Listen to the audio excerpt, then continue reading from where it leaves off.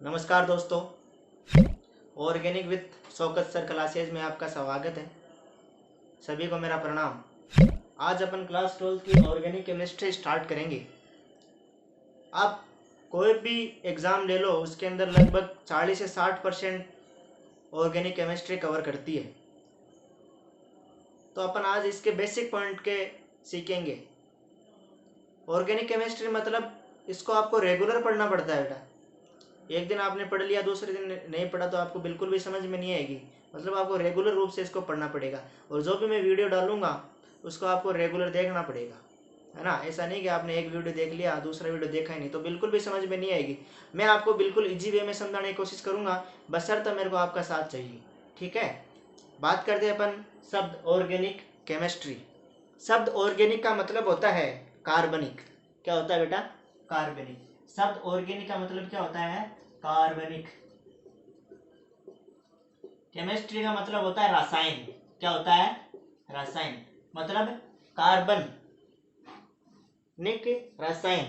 अर्थात अपन ये बात कह सकते हैं, कार्बन एवं उसके यौगिकों का जिस शाखा में अध्ययन किया जाता है क्या कहलाती है? कार्बनिक रसायन कहलाती है।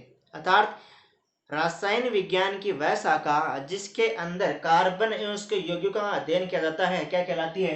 ऑर्गेनिक केमिस्ट्री कहलाती है। केमिस्ट्री की इसकी एक अलग ही ब्रांच होती है जिसके अंदर अपन इसको पढ़ना रहता है, जिसका नाम क्या है? Organic chemistry. तो सबसे पहले अपन इसके अंदर बात करेंगे किसकी? कार्बन के बारे में, और कुछ बेसिक पॉइंट सीखेंगे कार्बन के बारे में। आ जाना और समझने का प्रयास करना आप, और मैं समझाने का प्रयास करता हूँ, ठीक है। सबसे पहले अपन बात करते हैं किसकी? कार्बन की। कार्बन के कुछ बेसिक पॉइंट सीखेंगे आज। कार्बन का प्रतीक क्या होता है बेटा? कार्बन का प्रतीक होता है बेटा सी होता है, ठीक है। और इसका परमाणु क्रमांक होता है, वो होता है 6। कितना होता है इसका परमाणु क्रमांक? आवर्त सारणी में 6 नंबर पे आता है। कितने नंबर पे आता है? 6 नंबर पे, ठीक है बेटा। इसका परमाणु क्रमांक कितना है? 6। बात समझ में आ रही है? ये उसका हो गया पॉइंट नंबर 1।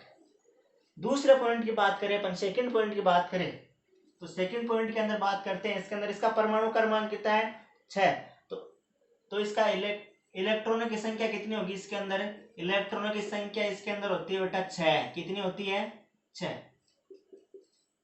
मेरी बात समझना आप। और इसके अंदर इलेक्ट्रॉनों की संख्या कितनी होती है? 6। और इसके अंदर प्रोटॉनों की संख्या भी बेटा कितनी होती है? 6। और न्यूट्रॉनों की संख्या भी कितनी होती है? 6। पॉइंट नंबर 2 इसी के अंदर अपन ऐड कर सकते हैं। प्रोटॉनों की संख्या कितनी होगी इसके अंदर? प्रोटॉनों की संख्या कितनी होगी बेटा? कितनी होगी प्रोटॉनों की संख्या? मेरी बात समझना। प्रोटॉनों की संख्या मैंने अभी बताया आपको कितनी होती है कार्बन के अंदर? प्रोटॉनों की संख्या 6। पॉइंट नंबर 3 की बात करें, इसके अंदर न्यूट्रॉनों की संख्या, न्यूट्रॉनों की संख्या भी इसके अंदर बेटा 6 होती है। बात समझना। इसके अंदर इलेक्ट्रॉनों की संख्या कितनी होती है? 6। प्रोटॉनों की संख्या कितनी होती है? 6। न्यूट्रॉनों की संख्या कितनी होती है? 6। तो इस हिसाब से अपन, इस अंदाज से अपन बता सकते हैं इसका परमाणु द्रव्यमान क्या होता है बेटा? किसी भी तत्व का परमाणु द्रव्यमान, उसके अंदर प्रोटॉनों की संख्या प्लस न्यूट्रॉनों की संख्या का योग क्या होता है?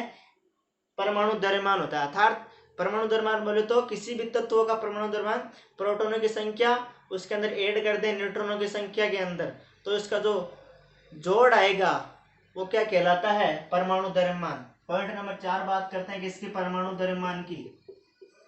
परमाणु द्रव्यमान, परमाणु द्रव्यमान बोले तो प्रोटॉनों की संख्या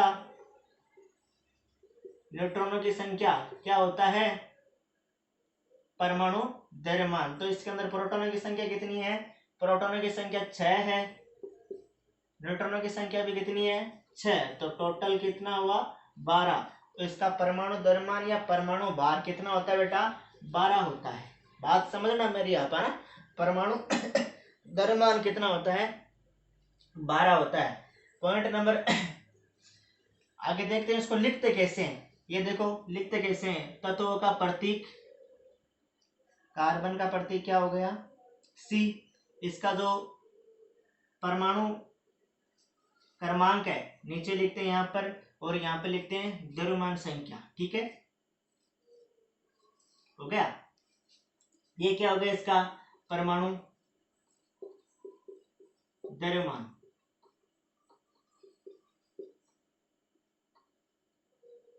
ये इसका परमाणु क्रमांक क्या होगा, इसका ये परमाणु क्रमांक।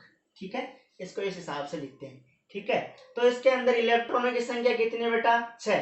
तो इस हिसाब से अपन कह सकते हैं, इस हिसाब से अपन इसका इलेक्ट्रॉनिक विन्यास भी लिख सकते हैं। बात समझ ना मेरी, इसका इलेक्ट्रॉनिक विन्यास पॉइंट नंबर 5 बात कर सकते हैं। इसका इलेक्ट्रॉनिक विन्यास क्या होगा, कॉमन रूप से अपन ऐसे लिखते हैं, सिंपल ही रूप से 2,4। बट सिस्टमेटिक ढंग से कैसे लिखते हैं, सिस्टमेटिक ढंग से जैसे 1s2 2s2 2p2। आपने 11th क्लास के अंदर सीखा होगा किस प्रकार से अपन इन कक्षकों के अंदर इलेक्ट्रॉन भरते हैं। तो इसका इलेक्ट्रॉनिक विन्यास क्या होता है, 1s2 2s2 2p2, ये इसका इलेक्ट्रॉनिक विन्यास होता है। इसके बाह्यतम कोश में आप देख सकते हो कितने इलेक्ट्रॉन आ रहे हैं, 4 इलेक्ट्रॉन आ रहे हैं। तो ये 4 इलेक्ट्रॉन और ले सकता है किसी तत्व से, मतलब इसका अष्टक कंप्लीट नहीं है। मेरी बात समझना आप, क्या है, इसका अष्टक कंप्लीट नहीं है। आगे की वीडियो में अपन सीखेंगे कि किस प्रकार से अपना अष्टक पूर्ण करता है। कोई भी तत्व अपना स्थायित्व प्राप्त करने के लिए अब क्या चाहता है कि उसका अष्टक क्या हो, पूर्ण पूरित हो, है ना। तो कार्बन किस प्रकार से अपना अष्टक पूर्ण करता है, इसके बारे में अपन आगे की वीडियो में पढ़ेंगे। ठीक है, उससे पहले अपन पॉइंट नंबर एक और डिस्कस कर सकते हैं। इसका पॉइंट नंबर 6, पॉइंट नंबर 6 क्या बता सकते हैं अपन कि कार्बन के अपरूप पाए जाते हैं। बेटा ये पॉइंट में यहाँ लिख देता हूँ, कार्बन के कुछ अपरूप पाए जाते हैं। आपने क्लास 10th का जो लेक्चर नंबर 8 है या चैप्टर नंबर 8 है, कार्बन एंड इट्स कंपाउंड, उसके अंदर आपने सीखा होगा कार्बन के अपरूप, उसके बारे में पूरी डिटेल्स के अंदर दे रखी है। तो कार्बन के अपरूप, कार्बन के अपरूप, पॉइंट नंबर अपना कितना है, 6।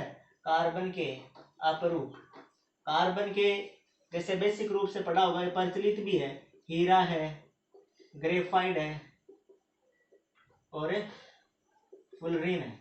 आपने इनकी संरचना भी पढ़ी होगी उसके अंदर, है ना, हीरे की है, ग्रेफाइट की है, फुलरीन की है। एक और बात है, कार्बन क्या होती है, अधातु होती है। क्या होती है, अधातु। ठीक है,